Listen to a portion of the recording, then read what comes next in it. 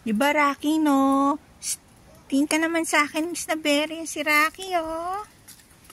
Ayan, oh, si Rocky. Oh, hinihintay talaga niya maluto. Oh.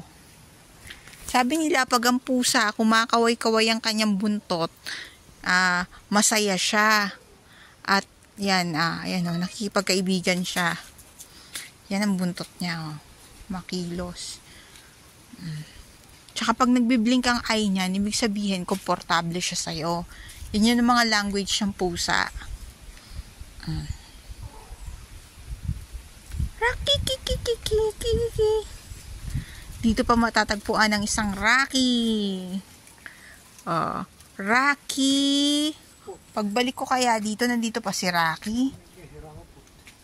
Rocky Bo, baka magkaroon ng anak si Rocky. Bihira ang pusa yata sa lugar na to, no?